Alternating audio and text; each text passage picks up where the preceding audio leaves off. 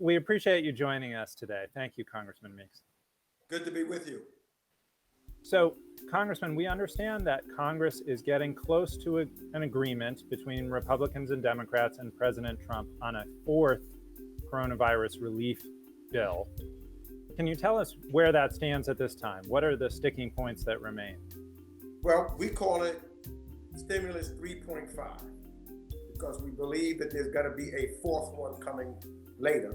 So this was intervened when the majority leader of the Senate decided that he wanted to put another bill forward for small businesses once we ran out of money because of the urgency of trying to get more money into our small businesses. And there's also an urgency to get aid to our states and our cities, and then to look at the program as it was. Let's see who received the money and who needs to have additional access to the money so that we can make sure that all of our small businesses have an opportunity to have access to it. So I think that what's being negotiated initially was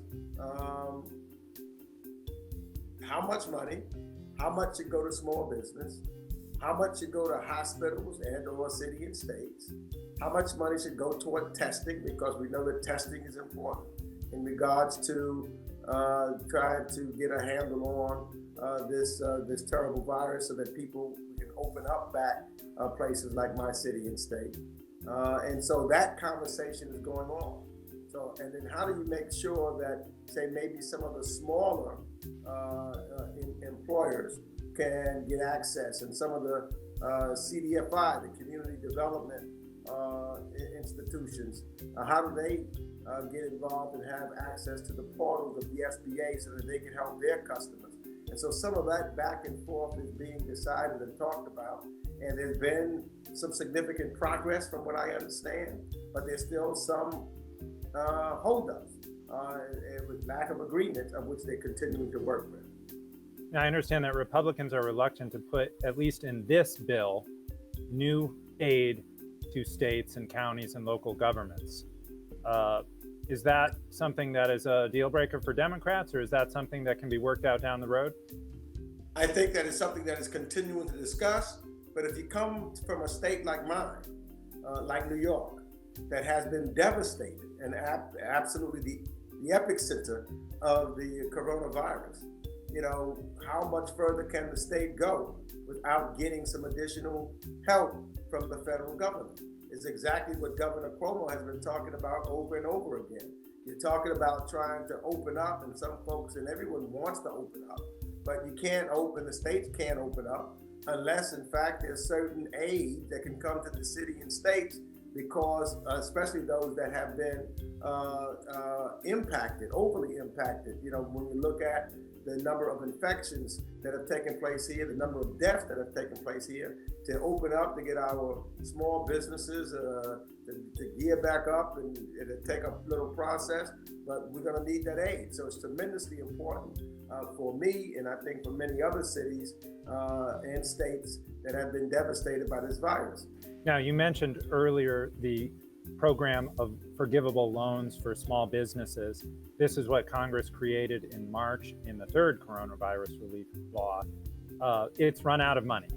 And I think it's fair to say both parties want to increase funding for that so that small businesses, companies with fewer than 500 employees can get these forgivable loans. But you've spoken about the need for transparency, about where the money's going, out of concern that not enough of it is going to minority-owned businesses, to women-owned businesses. Can you speak to that a bit, about what you'd like to see in this law in that way? Yeah, so I think that it's important that we have some of the smaller community financial institutions, minority depository institutions, CDIFs involved. Very few of them had access to the SBA portal. They have customers that are important for them to serve, whereas a lot of the larger banks and some of the multiple chains and others that had up 400 to 500 employees, they were able to access they were able to get their loans through, and they got substantially most of the money. You see one such chain, Give Back. They got $10 million, the maximum which you could get. They gave it back because they said that, well, really, we have other avenues of which we could do to raise money. This was the owners of Shake Shack, the restaurant. Correct. But when you have a smaller business, a minority business, a rural business, someone from rural America that's employing 10 people or 5 people, they have no other avenue. And if they don't have access to this money, they're not going to be able to come back. And that's a large part of who we are as Americans, is these small businesses that hire local people in the community so that they can make on. And we want to make sure that they have access. And so I have a problem with just saying we're going to put up $250 billion this go round without making sure that it's also specifically going to be earmarked for some of the communities that need it most. And that's often in minority and certain urban areas and rural areas of the country.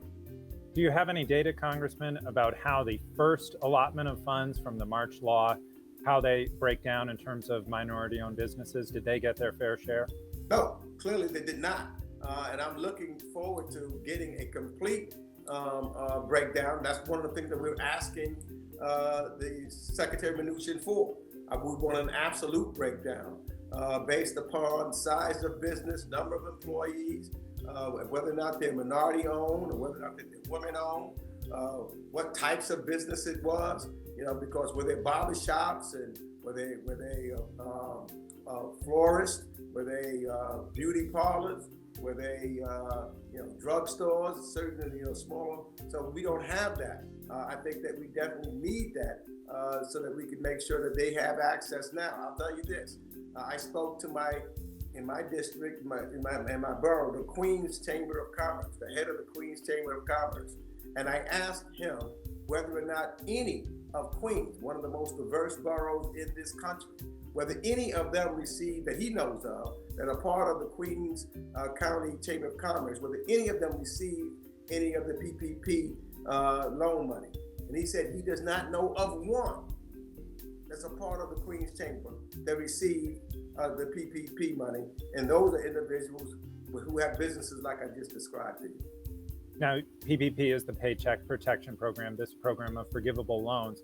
And Congress created it in March with the idea of getting the money out very quickly. And it tasked banks with doing that with federal backing. Now, you sit on the Financial Services Committee. Was that system the correct one? Was that well organized? Well, you know what?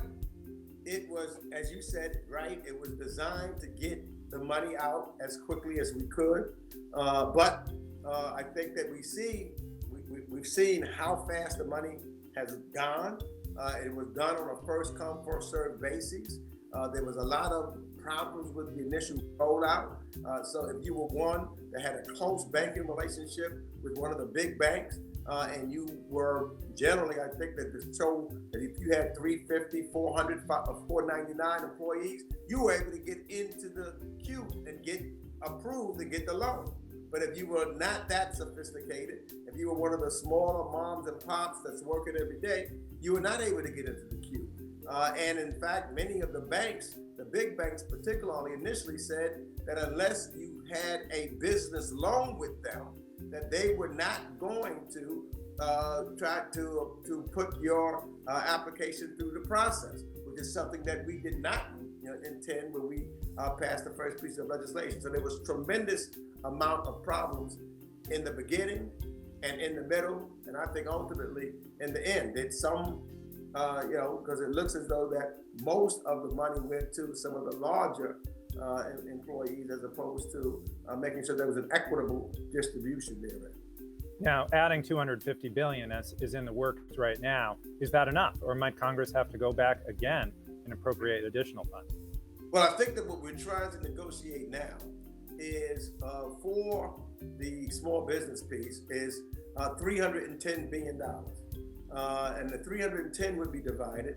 250 billion would go into the pot as did before, and 60 billion that would make the 210 would be dedicated to CDFIs, MDIs, and small community banks and credit unions, so that they will be having access into the SBA portals, and some of their individuals would have an opportunity to get loans through them, which would be almost a little less than 10% of what the total was that we know will get to these folks. That's not done yet. That's what we're negotiating right now.